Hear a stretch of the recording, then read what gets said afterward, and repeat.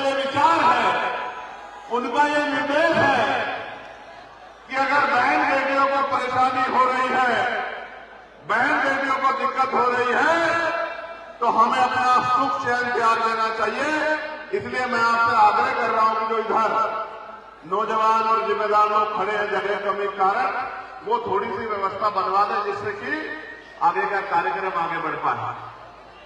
प्यारे साथियों, मैं अपनी बात को शुरू करते हुए बहुजन समाज में जन्मे सभी संतों, गुरुओं और महान पुरुषों को नमन करता हूं और नमन भेदभाव,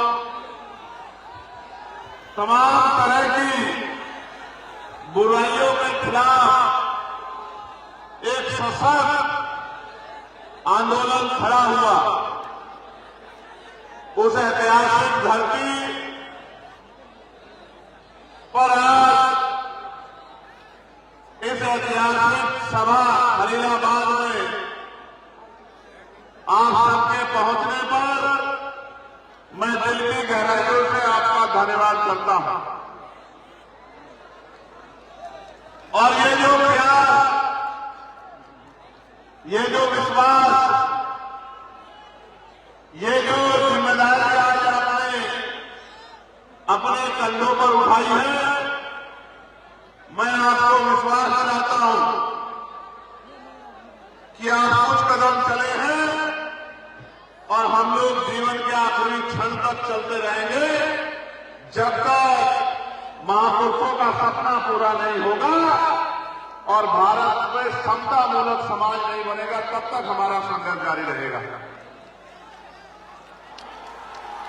प्यारे साथियों, ये जो दाहिने हाथ में ये जो महिलाओं के पीछे जो नौजवान खड़े हैं, जिम्मेदार लोग खड़े, इनसे मेरा आग्रह और है कि ये थोड़ी सी और मदद करा दें, क्योंकि जिन महापुरुषों को हम लोग मानते हैं उनका ये आदेश है, उनका ये विचार है, उनका ये निर्देश है कि अगर बहन बेटियों को परेशानी हो रही है, बहन बेटियों को दिक्कत हो रही है, तो हमें अपना सुख चैन त्याग देना चाहिए।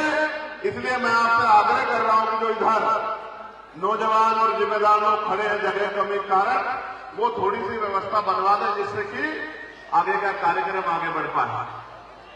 प्यारे साथियों, मैं अपनी बात को शुरू करते हुए बहुजन समाज में जन्मे सभी संतों, गुरुओं और महान पुरुषों को नमन करता हूं और नमन मैं इसलिए करता हूं क्योंकि मेरा अनुभव है कि ये महान पुरुष अपने लिए नहीं दिए, इन्होंने हमेशा मानवता के लिए संघर्ष करने का काम किया। इन्होंने हमेशा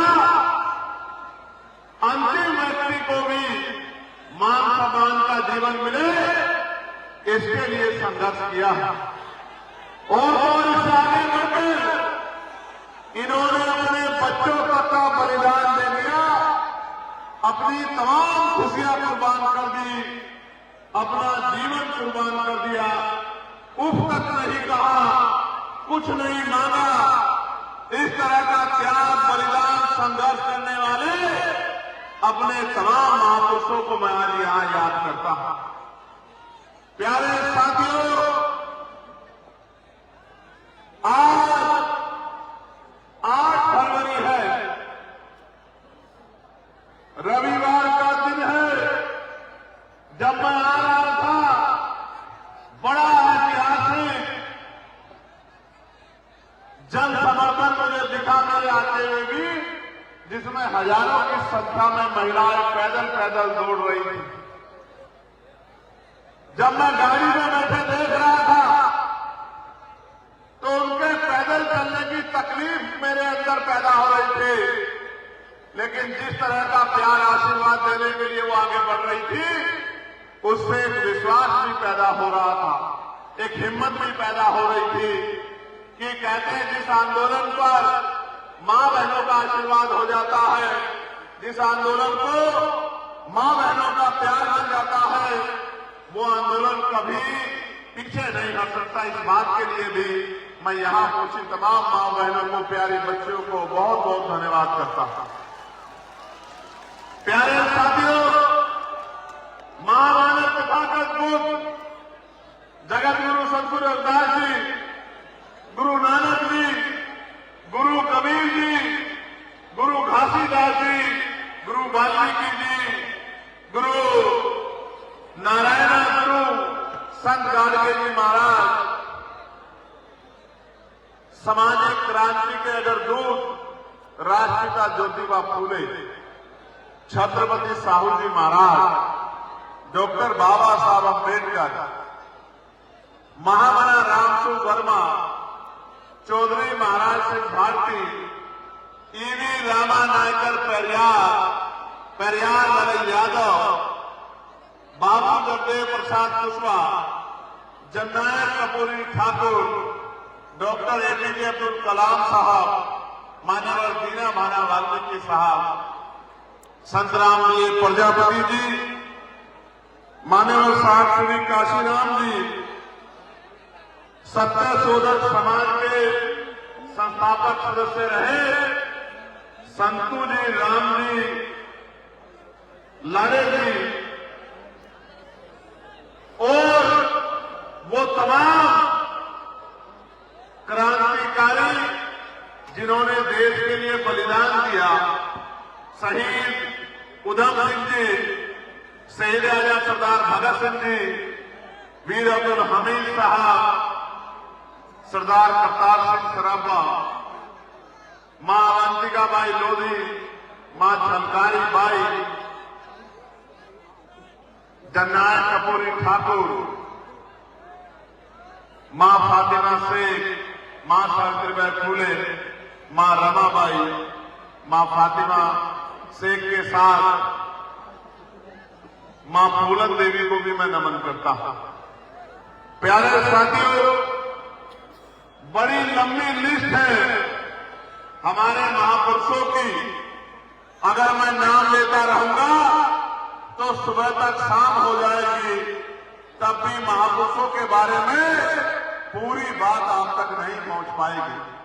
प्यारे साथियों, मैं गुरु कबीर जी की इस बात से शुरू करूंगा जो उन्होंने कही थी अपनी वाणी के माध्यम से। इतना नहीं चाहता क्योंकि जीतने के लिए मुझे लड़ना पड़ेगा और मेरी लड़ाई अपनों से नहीं है, इसलिए मैं गुरु कबीर जी की इस बात से शुरू करूंगा। प्यारे साथियों,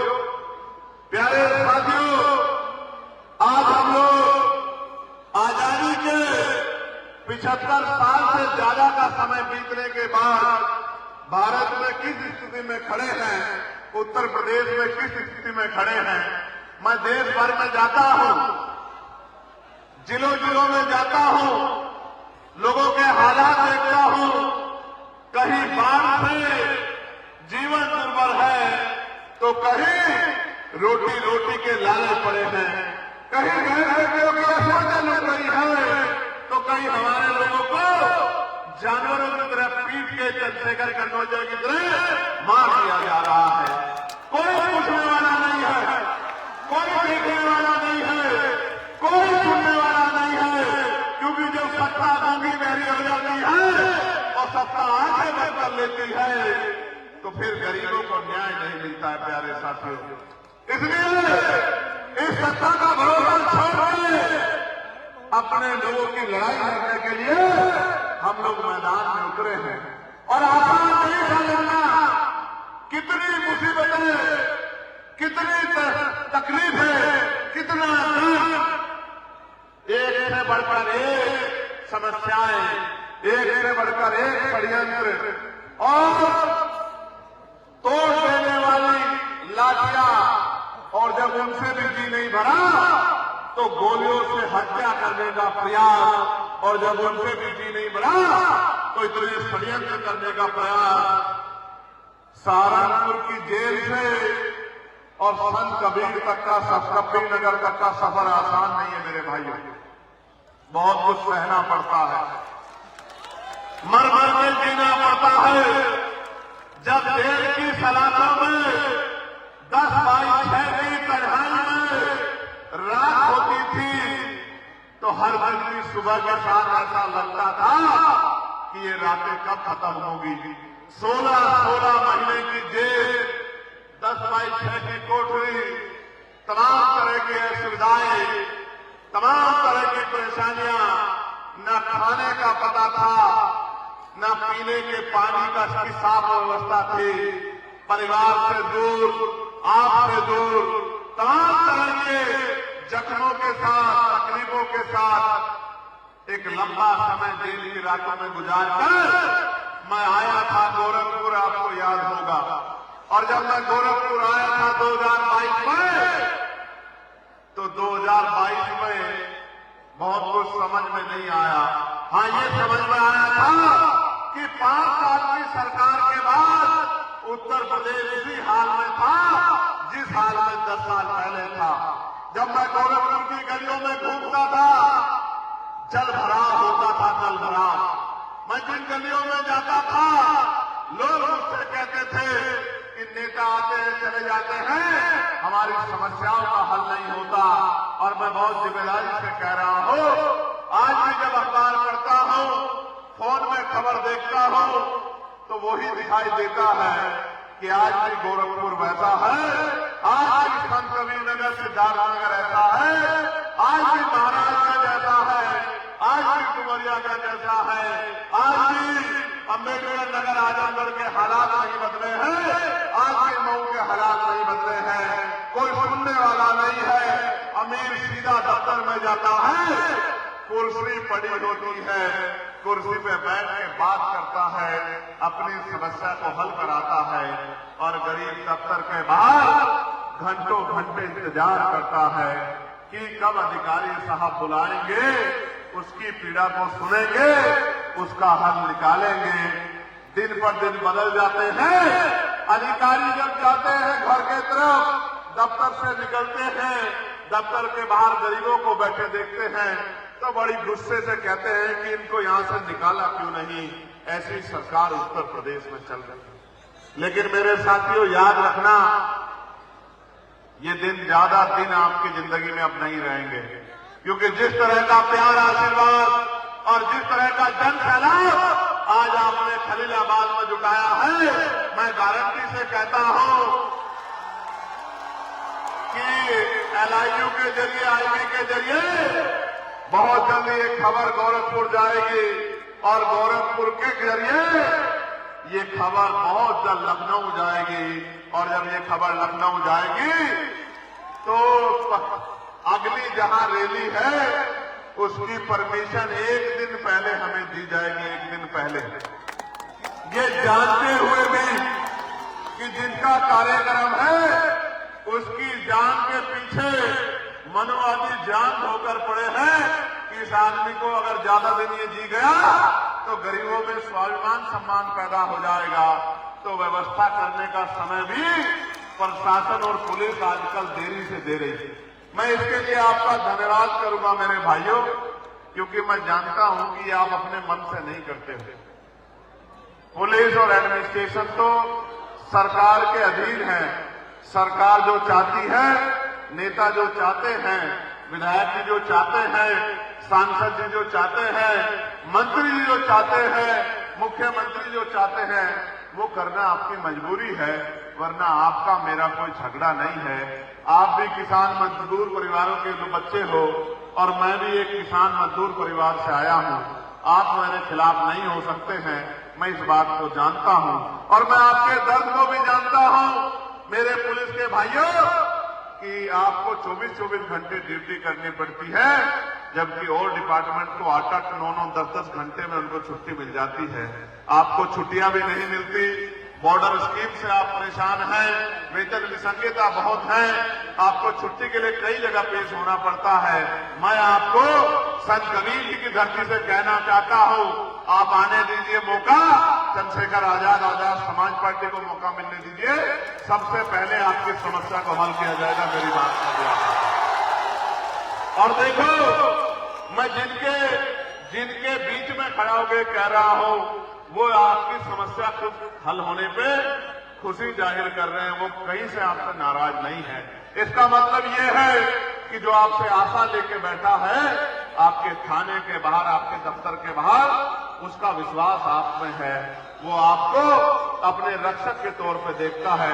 मैं आपसे आग्रह करूंगा कि आप भी उनके साथ प्यार का सलूक किया करो, क्योंकि कई जगह से जो खबरें मिलती है वो मन में चिंता पैदा करती है। कल ही एक सीओ साहब की वीडियो वायरल हुई है जो मिलक रामपुर में है। मैंने अपने ट्विटर हैंडल पे उसको कोट किया। वो कह रहे थे चोर चमार, वो चोरी को, चोर को चमार से जोड़ने का भाव उन्होंने दिया। उन्होंने कहा पुरानी कहावत है। मैं देखता हूं कि अगर इस पुरानी कहावत को एक डिप्टी एसपी लेवल के अधिकारी को समझ नहीं आता कि इससे एक समाज के ऊपर कितनी घटिया टिप्पणी होती है कि जब पूरी जाति को आप चोरी से जोड़ते हैं, तो मैं क्या समझूं कि यूजीसी पे जो गाइडलाइन आई थी वो गलत थी क्या? नहीं, वो गाइडलाइन गलत नहीं, वो गाइडलाइन गलत नहीं थी। वो गाइडलाइन इसलिए गलत नहीं थी क्योंकि आज भी केंद्रीय विश्वविद्यालयों में, सरकारी दफ्तरों में, एम्स में, मेडिकल कॉलेज में, कृषि विद्यालयों में और प्राइमरी स्कूल से लेकर इंटर कॉलेज में दलितों, पिछड़ा आदिवासियों के साथ जाति धर्म के आधार पर गैर बराबरी और दुर्ग जाति की जाती है। ये सत्य है, ये सत्य है, ये सत्य है और ये सत्य छिपाने से नहीं छिपेगा और चंद लोगों के विरोध से नहीं दबेगा। मेरी बात को आप याद रखना। कुछ लोग तो काल्पनिक डर से डर गए हैं कि अपने झूठे मुकदमे हो सकते हैं। हमने अपने बच्चों का बलिदान दिया, आज 47 हत्या हुई है। पायल तरवी की, डेल्टा मेघवाल की, रोहित रमुड़ा की, उनकी मां से पूछ के देखो, जिस बच्चों को भविष्य बना के पालते हैं और जब उसको मरवा दिया जाता है यूनिवर्सिटियों में, उन माओं पे क्या बीतती है। आप हमारे दर्द को क्या जानते हो? आप तो काल्पनिक बातों से डर गए कि मुकदमा झूठा हो सकता है, जबकि गाइडलाइन में कहीं भी कुछ ऐसा नहीं है। इसलिए 11 तारीख को हमने दिल्ली में प्रोटेस्ट बुलाया है। हम देश को बता देंगे कि हम झुकने वाले नहीं हैं। अगर न्याय नहीं मिलेगा तो संघर्ष होगा। प्यारे साथियों, आज जब हम लोग इस सभा को संबोधित करने के लिए हमारे नेतागण यहां उपस्थित हैं, तो मैं गोरखपुर से शुरू करूंगा। गोरखपुर में 2022 में भी जलभराव की समस्या थी और आज भी जंगल अहमद अली शाह के लोग, मैंने परसों तरसों के अखबार में देखा कि छोटे छोटे बच्चे स्कूल कीचड़ पे जाने को मजबूर हैं। धार्मिक स्थलों पे लोग कीचड़ में जाने को मजबूर है और सरकार कहती है कि हम डबल इंजन की सरकार चला रहे हैं। ऐसे निगम्य डबल इंजन की सरकार, ट्रिपल इंजन की सरकार को 2027 में मेरे लोग उखाड़ कर फेंक देंगे। मेरी बात को आप याद रखना। सिद्धार्थनगर में जंगली जानवरों का प्रकोप है, आतंक है, सीमावर्ती क्षेत्र है, तो डीएपी की खाद की तस्करी होती है और किसान लाइन में लग के सुबह 4 बजे से डीएपी खाद के लिए संघर्ष करता है और सरकारें कहती हैं कि हमने किसानों को खुशहाल बना दिया है। प्यारे साथियों, कुशीनगर में जो पर्यटन क्षेत्र होने के बावजूद वहां के स्थानीय युवाओं को रोजगार नहीं मिल रहा है और महामानव तथागत के परिवहन स्थली पे किस तरह की परेशानियां खड़ी हो रही है, ये भी किससे छिपा हुआ नहीं है। संत कबीर नगर में हथकरघा और छोटे दो का पतन हो रहा है और इसमें सबसे बड़ी लाठी तब चलती है जब बिजली के बढ़े हुए दाम और तमाम तरह के छापे उन मजदूरों को, उन गरीबों को तोड़ने का काम करते हैं, उन छोटे व्यापारियों को नुकसान पहुंचाने का काम करते हैं। महाराजगंज में जो सीमावर्ती इलाका होने के कारण तस्करी और प्रशासनिक लापरवाही का बोलबाला साफ तौर पे नजर आता है। मऊ में बुनकर समाज को गहरे आर्थिक संकट में गुजरना पड़ रहा है। बिजली, कच्चे माल और बाजार की गंभीर समस्या, श्रमिकों का शोषण और न्यूनतम मजदूरी तक लोगों को नहीं मिल रही है। बलिया में हर साल बाढ़ तबाही मचाती है और आज तक अस्थायी समाधान नहीं हुआ, और अगर कोई विस्थापित होता है तो उनको पूर्णावास भी अभी तक नहीं मिल पाया है। जगह जगह की कंप्लेनें हमारे पास हैं। आजमगढ़ में जो शिक्षा का केंद्र है वहां भी बेरोजगारी का बड़ा आलम है, बेरोजगारी चरम पर है, और मुस्लिम भाइयों पे झूठे मुकदमे लगाकर उनको तोड़ने का काम आजमगढ़ में किया जा रहा है। देवरिया में शिक्षा व स्वास्थ्य सेवाएं, उनका इतना अभाव है संस्थानों का कि सिंचाई और नहर व्यवस्था ध्वस्त है, खेती की व्यवस्था किसानों के लिए नहीं हो पा रही है। और अभी अभी हमारी सरकार ने ट्रेड डील की है, ट्रेड डील अमेरिका के साथ, और ऐसी ट्रेड डील की है कि अगर अमेरिका का कोई सामान यहां आएगा तो बहुत सारे सामानों पे कोई इम्पोर्ट ड्यूटी नहीं लगेगी, और अगर हमारा सामान वहां जाएगा तो 18% का टैक्स वहां की सरकार लगाएगी। ये कैसा समझौता हुआ? किसान जो हमारी देश की अर्थव्यवस्था था, मजदूर जिसने कोरोना काल में भी देश को संभाला, किसान मजदूरों की पीठ में छुरा घोंपने का काम केंद्र की सरकार ने किया है। ये डील नहीं है, ये पूंजीपति मित्रों को बचाने के लिए समझौता किया है। सरकार ने इस देश को कमजोर करने का काम किया है।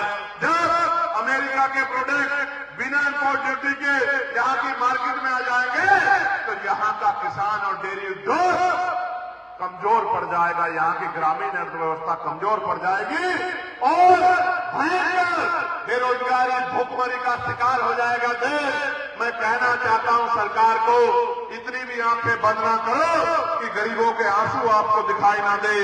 इस सरकार ने, जो उत्तर प्रदेश की सरकार है, वादे तो बहुत किए थे सरकार ने कि हम विकास करेंगे, और पीठ थपथपाते हैं गृह मंत्री जी, मुख्यमंत्री की कहते हैं कि कानून व्यवस्था इतनी सुंदर है, रात के अंधेरे में भी बच्चियां अगर सोने के गहने पहन के निकल जाएं तो कोई गुंडा नहीं छू सकता। और मुख्यमंत्री तो कहते थे हर चौराहे पे यमराज खड़ा है, कोई बेटी को अपमानित करेगा तो यमराज उसका टिकट काट देगा। लेकिन कब सार में मां, मेरे में जब एक बच्ची की अपहरण किया जाता है और उसकी मां को, जब वो मां अपनी बच्ची की रखवाली करना चाहती है, उस मां को धारदार हथियारों से मार दिया जाता है, तो ना मुख्यमंत्री के मुंह से आवाज निकलती है, ना गृह मंत्री के मुंह से आवाज निकलती है, और यमराज में छुट्टी में चला जाता है इनका, यमराज में कहीं ढूंढा नहीं मिलता है। ये सरकार चला रहे हैं आप देखिए। प्यारे साथियों, बाबा साहब अम्बेडकर ने हमें शिक्षा के रूप में हथियार दिया था कि जो गरीब से गरीब व्यक्ति है, जो मजदूर है, किसान है, जो बेबसी लाचारी में जिया है, वो भी अपने बच्चे को अच्छी शिक्षा दिला के क्लास 4 से लेकर क्लास 1 का अधिकारी बना सकता है, उसको मुख्य धारा में ला सकता है। मैं अपने बारे में बताता हूं, औरों की छोड़िए। कहते हैं ना, हाथ चंदन को आरसी क्या और पढ़े लिखे को फारसी क्या। मैं आपके सामने गवाह खड़ा हूं। अगर मेरे पिताजी और मेरे दादाजी में तुलना की जाए, मेरे दादाजी को पढ़ने का अवसर नहीं था, वो मजदूरी करते थे दूसरों के खेतों में, वो पशु चराने का काम करते थे। संविधान आया, मेरे पिताजी को पढ़ने का अवसर मिला तो मेरे पिताजी पढ़ लिख कर मास्टर बने, और जब मास्टर बने तो एक तनख्वाह मिली, जेब में पैसा आया तो मुझे, उन्होंने और मेरे दोनों भाइयों को, मेरी तीनों बहनों को अच्छी शिक्षा दिलाने का काम किया। और आज अगर मैं यहाँ खड़ा के बोल रहा हूँ तो बाबा साहब अम्बेडकर और हमारे महापुरुषों के बाद ये मेरे पिताजी का आशीर्वाद है, जिन्होंने ये आपके घर में भी हुआ होगा मेरे भाइयों बहनों, मेरे समाज के लोगों, बहुजन समाज के लोगों, ये आपके घर में भी हुआ होगा कि आपको फीस की जरूरत होगी, आपको किताबों की जरूरत होगी, आपको कॉपी की जरूरत होगी, आपको एग्जामिनेशन फीस की जरूरत होगी, आपको जूतों की जरूरत होगी, और आपके पिता पर जूते चप्पल नहीं होंगे, उनके पास पैसे की कमी होगी तो उन्होंने अपना पेट काट के आपकी पढ़ाई की व्यवस्था की होगी। अपने अंदर झांक के देखो, आपको ये दिन दिखाई दे जाएगा। मैं भी आप ही के जैसे परिवार से निकल के आया हूं, इसलिए मैं कह रहा हूं, अगर मेरे पिताजी ना पढ़ाते तो आज ये चंद्रशेखर आजाद यहां खड़ा होकर आपके लिए बात नहीं रख रहा होता और देश की सबसे बड़ी पंचायत में आपके हितों के लिए पार्लियामेंट में आवाज नहीं उठा रहा होता। ये शिक्षा के कारण संभव हुआ है। मगर मैं शिक्षा का जिक्र क्यों कर रहा हूं? क्योंकि पिछले 5 साल में 18,727 स्कूल इन सरकारों ने बंद कर दिए। आप जानने की कोशिश करो कि सरकारी स्कूल में किसका बच्चा पढ़ता है, अमीर का या गरीब का बताओ, किसान मजदूर का या पूंजीपति का बताओ। तो किसान मजदूर का बच्चा पढ़ के आगे ना बढ़ जाए, इसलिए सरकारी स्कूल बंद करके और पैसे वालों के प्राइवेट स्कूल को आगे बढ़ाने का काम किया जा रहा है। क्योंकि अगर शिक्षा प्राप्त करोगे, ज्ञान प्राप्त करोगे, तो आज नहीं तो 10 साल 20 साल में ये गरीबी, बेबसी, लाचारी को की जो बेड़ियां उनको काट दोगे। क्योंकि कल अगर आप में से किसी का बच्चा डॉक्टर, इंजीनियर, IAS, IPS, वकील, जज, पत्रकार, चित्रकार, अगर किसी भी प्रोफेसर, इंजीनियर किसी भी पद पे गया तो अपनी मां को आंखों में आंसू नहीं आने देगा, उसको किसी के आगे हाथ नहीं फैलाने देगा, अपनी बहन की शादी में और किसी कार्यक्रम में किसी के आगे उधार देने की जरूरत नहीं पड़ेगी, बीमारी लाचारी में कर्ज लेके जमीन गिरवी रखनी पड़ेगी। इसलिए शिक्षा हथियार है जो आपको आगे बढ़ाती है। लेकिन ये सरकार, केंद्र और राज्य की सरकार इन स्कूलों को बंद करके हमारी तरक्की का रास्ता रोकने का काम कर रही है। आपको मुझे समझना पड़ेगा कि हमें शिक्षा को बचाना है और ये शिक्षा तब बचेगी जब संविधान बचेगा। मेरी बात को आप याद रखना प्यारे साथियों। आप जानते हैं इस शिक्षा को बचाने के लिए हमने क्या प्रयास किए हैं और हमारे पास क्या योजना, मैं आपको बताना चाहता हूं। बड़े गौर से सुनना। मुझसे क्या लड़ाई है सबकी, बाबा साहब से क्या लड़ाई थी सबकी, राष्ट्रपिता फूले जी से क्या लड़ाई थी सबकी, मान्यवर काशीराम साहब से क्या लड़ाई थी सबकी, मामना रामसुब्बा वर्मा जी से क्या लड़ाई थी सबकी, मैं आपको बताता। अगर वो अपने और अपने बच्चों के बारे में सोचते तो किसी को तकलीफ नहीं होती, लेकिन वो अपने समाज के बारे में सोचते थे। इसलिए उनसे नाराजगी है। इसी वजह से बाबा साहब अम्बेडकर की स्टैच्यू को आज भी सुरक्षा की जरूरत पड़ती है, उनको तोड़ दिया जाता है, सिर्फ स्टैच्यू से डर जाते हैं लोग। अभी तेलंगाना में राष्ट्रपिता ज्योतिबा फूले की प्रतिमा पर हमला किया गया, दिन दहाड़े हमला किया गया। वो प्रतिमा पे हमला नहीं था, वो उस विचार पे हमला था जो उन्होंने मनुवाद, पाखंडवाद, अंधविश्वास के बाद को खत्म करने के लिए समाज में जागरूकता पैदा करने का काम किया। और मैं धन्यवाद देता हूं राष्ट्रपिता ज्योतिबा फूले और मां सावित्रीबाई फूले को। अगर वो शिक्षा की ज्योत नहीं जगाते तो आज महिलाएं पढ़ नहीं पाती।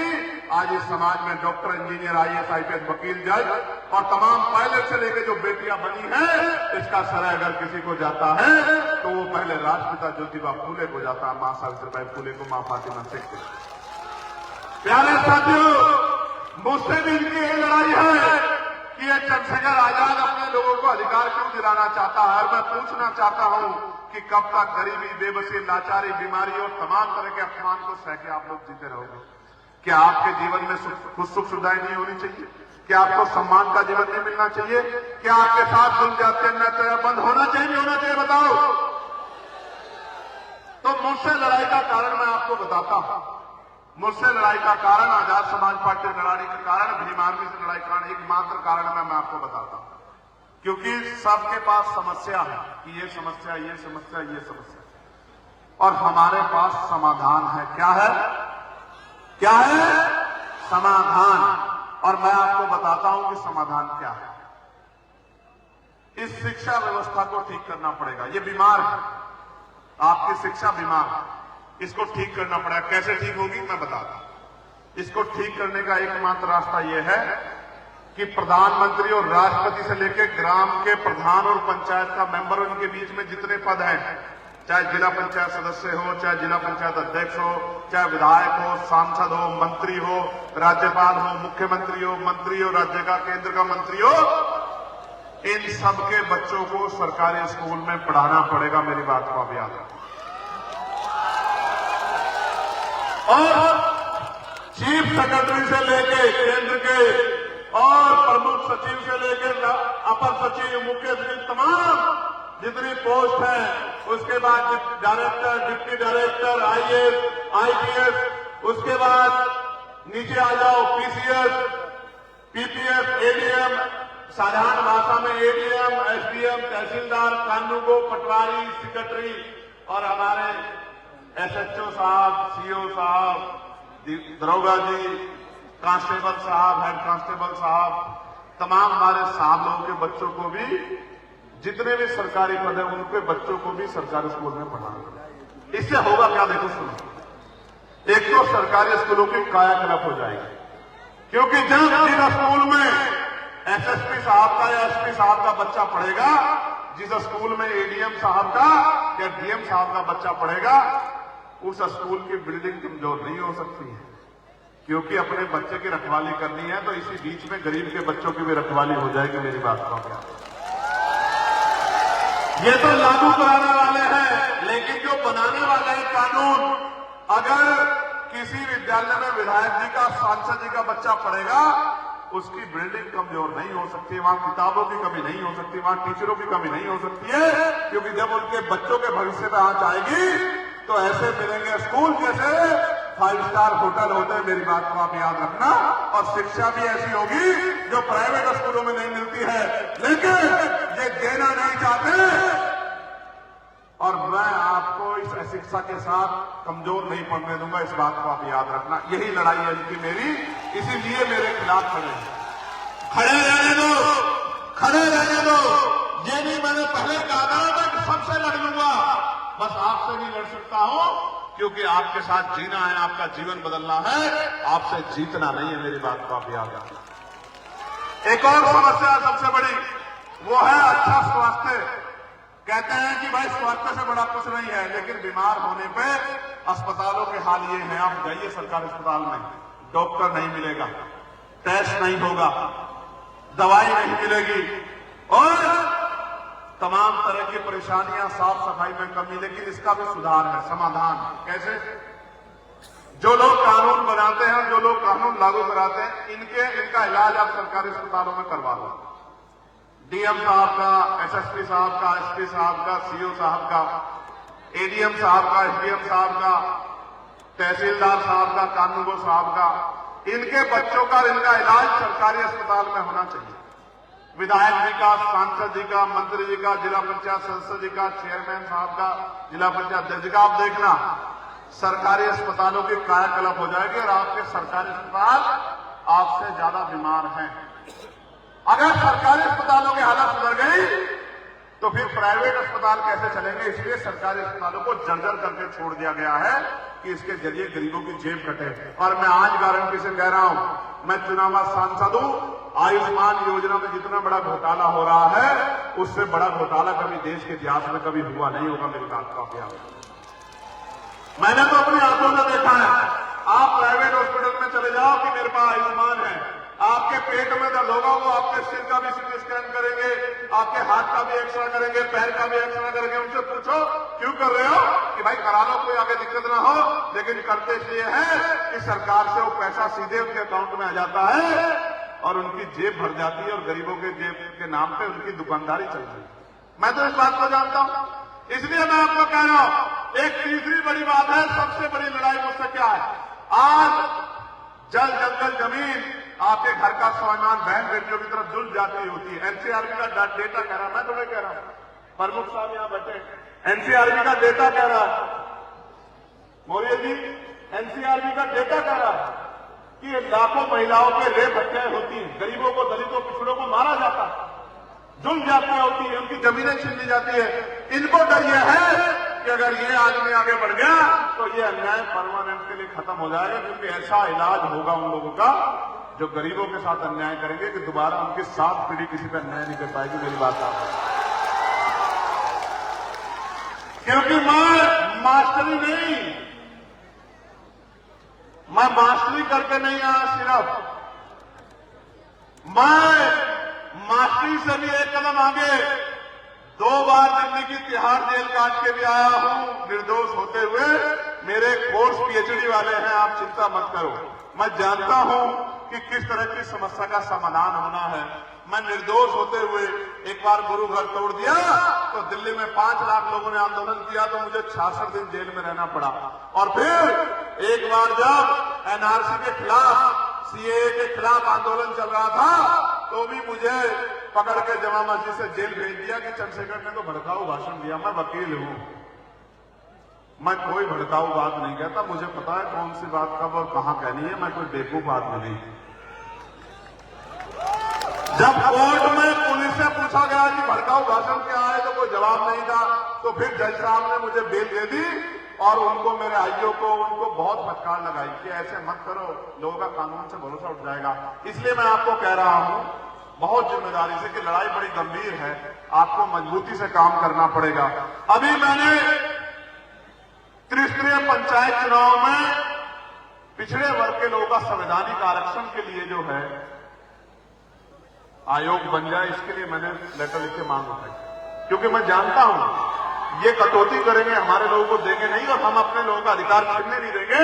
इसलिए मैंने जो है मंत्री जी को लेटर लिखा कि ओबीसी आरक्षण जो है उसके लिए आप आयोग बना के जल्दी गठित कर दो, जिससे कि ओबीसी को उसकी संख्या के आधार पर हिस्सेदारी त्रिस्तरीय पंचायत चुनाव में मिल जाए। और मैं आज कह रहा हूं पिछड़े वर्ग के मेरे भाइयों, मैं कल मानता हूं राष्ट्रपिता ज्योतिबा फूले का, टीवी पर यार रामानायकर स्वामी का, प्यारेलाल यादव का, बाबू जगदेव प्रसाद कुशवाहा का, जननायक कर्पूरी ठाकुर का, महामना रामसु वर्मा का, चौधरी महाराज सिंह भारती जी का, मैं उन तमाम महापुरुषों का, संतराम बी ए प्रजापति जी का, बाबू सिंह चौरसिया जी का, परमानंद लोधी जी का, मैं उन तमाम महापुरुषों का कर्ज अपने ऊपर महसूस करता हूं जिनका कर्ज उतारना है। मैं आज इस मंच से वचन दे कहता हूं कबीर जी की धरती से, निजी क्षेत्रों में दलितों, पिछड़ों के लिए आरक्षण, आदिवासियों के लिए हम लोग लागू करवा के रहेंगे। मेरी बात को अभी याद रखें। और सुनो, जो आज तक नहीं हुआ, 2 बातें बहुत महत्वपूर्ण हैं, आपको समझनी पड़ेगी कि अभी जो अति पिछड़े हैं उनके लिए 15% आरक्षण की अलग से व्यवस्था 27% से अलग होनी चाहिए, जिससे कि वो समाज में मुख्य धारा में आ जाए। मैं आपको विश्वास दिलाता हूं ये काम दूर नहीं है, ये काम होगा। 27% वालों का कटेगा नहीं और अति पिछड़े वर्ग के लोगों को परेशान नहीं होना पड़ेगा, उनको अलग से 15% आरक्षण हम लोग दिला के रहेंगे। जब इस देश में बिना किसी आंदोलन के ईडब्ल्यूएस 10% लागू हो सकता है तो अति पिछड़े भाइयों के लिए भी 15% अलग से आरक्षण लागू हो सकता है। इस बात का भी मैं आपको विश्वास दिलाता हूं। प्यारे साथियों, और अंतिम जो पिछड़े भाइयों के लिए मैं कहना चाहता हूं कि यूजीसी पे गाइडलाइन 2012 में भी बनी थी थोराट कमेटी से, SC ST के लोग थे, लेकिन जैसे ओबीसी को जोड़ा गया तो मंडल कमीशन की तरह आंदोलन हुआ और आपने देखा कौन खड़ा था आपके साथ, कोई नेता खड़ा था यूजीसी गाइडलाइन के समर्थन में। आप मुझे बताओ ईमानदार से, अपने दिल पे हाथ रख के, जिनको जाति के आधार पर आप लोग वोट देने का काम करते हो कि मेरी जाति का मेरा नेता है, जो आज आपके साथ नहीं है, जब आप पे जुल्म हो रहा है, आपके अधिकार छीन रहे हैं, कल वो सत्ता में बैठ के आपके बच्चों के लिए कुछ कर पाएगा? आपको फैसला लेना पड़ेगा। मैं आपको कहना चाहता हूं मेरे भाइयों, मेरे परिवार के लोगों, जिस तरह SC ST के लोगों को आरक्षण मिला है लोकसभा विधानसभाओं में, पिछड़े वर्ग के भाइयों को भी आरक्षण मिले, इस बात की भी कसौटी को हम लोग मजबूत करने का काम, और जब हम पे ताकत होगी तो देने का काम, लेकिन अभी इस बात को पुरजोर तरीके से उठाने का काम, लोगों को जागरूक करने का काम हम लोग करेंगे। इस बात का भी मैं आपको विश्वास दिलाता हूं। ये काम पहले ना कोई कर पाया और आगे करने किसी के अंदर हिम्मत नहीं है, लेकिन बाबा साहब फूले साहब को मानने वाले, साहू जी महाराज को मानने वाले, साहू जी महाराज ने जब 50% लागू किया था तो साहू जी महाराज को मानने वाले उनके चेले SC ST के साथ ओबीसी के भाइयों को भी लोकसभा विधानसभा में आरक्षण दिलाते रहेंगे, उनकी संख्या के आधार पर। मेरी बात को आप याद रखें। प्यारे साथियों, अब समय आ गया है कि हमें अपनी लड़ाई को मजबूत करना है, और इतना मजबूत करना है कि किसी भी कीमत पे हमारे लोग जुल्म जाति के शिकार ना हो। कबीरदास जी कहते थे ना, कल करे सो आज कर, आज करो से अब पल में निर्णय आएगी, बहुरी कहोगे कब। मैं आपको बहुत जिम्मेदारी से कहना चाहता हूं, आप यहां आए हो, आप मुझसे प्यार करते हो, दिल में बड़ी इच्छा रखते हो, मोटरसाइकिल पे दौड़ लगाते हो, इधर उधर चढ़े हुए हो, अपनी जेब का पैसा खर्च करके आया हो, मैं आपके लिए चिंतित रहता हूं। मगर मैं आपसे पूछना चाहता हूं, क्या सिर्फ नारा लगाने से काम बन जाएगा? क्या नारा लगाने से हक अधिकार मिल जाएंगे? क्या नारा लगाने से बहन बेटियों को रोजगार मिल जाएगा? क्या नारा लगाने से जुल्म ज्यादती बंद हो जाएगी? कैसे बंद होगी? कैसे बंद होगी बताओ? आप ही बताओ कैसे बंद होगी? मैं आपको बस इतना बता देना चाहता हूं कि इस देश में आजादी से पहले कमजोर वर्गों के लोगों को वोट का अधिकार नहीं था। इस देश में 1919 से पहले 3% लोग वोट देते थे। फिर मॉन्टेगो चेमफोर्ड सुधार समिति बनी और 15% लोगों को वोट देने का अधिकार मिला। वो 15% लोग कौन थे? वो जो टैक्स देते थे, वो जो जमींदार थे, वो जो बहुत पढ़े लिखे थे, वो जो उद्योग चलाते थे, वो जिनके परिवार जो है संपन्न थे, उन्हीं लोगों को टैक्स देने का, उन्हीं लोगों को वोट देने का अधिकार था। लेकिन बाबा साहब अम्बेडकर इसके खिलाफ लड़े। बहिष्कृत हिंदुस्तानी महासभा के बैनर तले उन्होंने मेमोरेंडम किया। जिस तरह आज आप लोग जिलों पर जाकर मेमोरेंडम देते हो और मेमोरेंडम देके कहा कि जब तक अंतिम व्यक्ति को वोट का अधिकार नहीं मिलेगा तब तक लोकतंत्र नहीं होगा। और उनके प्रयासों की वजह से साइमन कमीशन भारत आया और साइमन कमीशन की रिपोर्ट पे 3 बार गोलमेज सम्मेलन हुआ और 3 बार गोलमेज सम्मेलन के बाद कॉमनवेल्थ अवार्ड के रूप में आपको शक्ति मिली। और जब कॉमनवेल्थ अवार्ड पर समझौता हुआ, पूना पैक्ट हुआ, तो आपको आरक्षण मिला, आपको अधिकार मिला। और भारत पहला ऐसा देश है जहां महिलाओं को संविधान के लागू होने के साथ वोट का अधिकार मिला।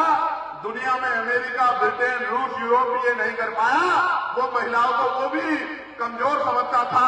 बाबा साहब अम्बेडकर डटे खड़े रहे कि महिलाओं को हिंदू कोड बिल में बराबर का अधिकार दिलाना है। कानून मंत्री पद से इस्तीफा दे दिया, महिलाओं को वोट का अधिकार दिलाया। और इस देश में अगर पंडित जवाहरलाल नेहरू की बेटी इंदिरा गांधी जी प्राइम मिनिस्टर बनती है या बैंक की मुख्यमंत्री बनती है या द्रौपदी मुर्मू जी राष्ट्रपति बनी है तो ये बाबा साहब अम्बेडकर के संविधान की वजह से हो पाया है, बाबा साहब अम्बेडकर की सोच की वजह से हो पाया है। वरना कोई नहीं चाहता था। महिलाओं को पैर की जूती समझते थे, इतना बुरा हाल था, विधवा विवाह नहीं होता था, सती प्रथाएं बनी हुई थी कि महिलाओं को जिंदा जला दिया जाता था, कोई पूछने वाला नहीं था। आज के हालात क्या है? आज वोट होने के बावजूद भी आपको आपके हक अधिकार नहीं मिल रहे हैं। उसका कारण एकमात्र ये है कि बाबा साहब ने कहा था कि दूसरों के महलों से अच्छी होती है अपनी झोपड़ी। दूसरों के महलों में जाओगे तो कल लात मार के निकाल दिए जाओगे, इसलिए अपनी झोपड़ी में रहो।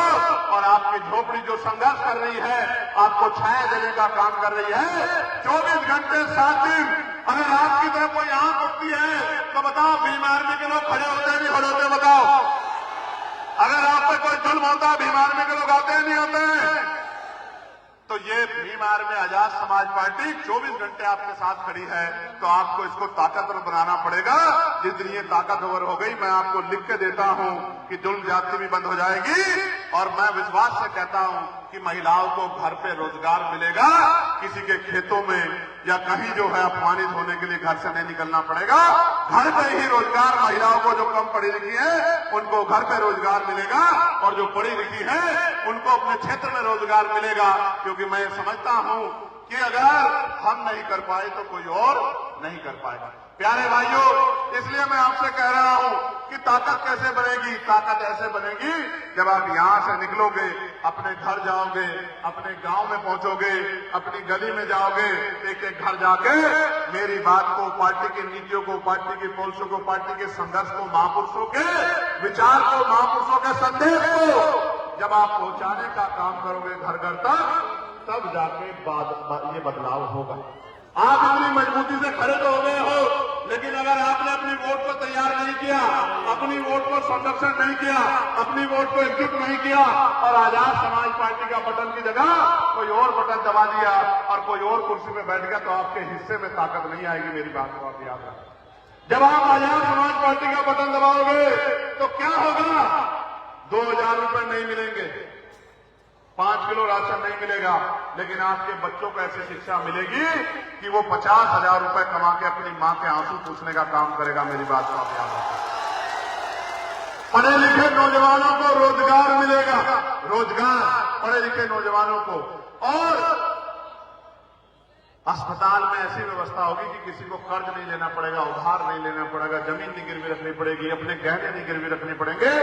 आपके जीवन की रक्षा होगी। मेरी बात को आप याद रखना। टैक्स के लिए आपको कर्ज नहीं लेना पड़ेगा, आपकी जेब नहीं कटेगी। और जुर्म जात के अंदर अत्याचार करने वाले तो ये बराबर में बॉर्डर वाले रास्ते से निकल के नेपाल चले जाएंगे, क्योंकि वो यहां नहीं रह पाएंगे। क्या तो वो अपनी सोच बदलेंगे या फिर प्रशासन और पुलिस मिलकर ऐसे जातिवादी लोगों के हालात बदलने का काम हमारे आदेश में करेंगे, ऐसा मुझे विश्वास है। प्यारे साथियों, उत्तर प्रदेश ग्रामीण सफाई कर्मचारियों की सेवा नियमावली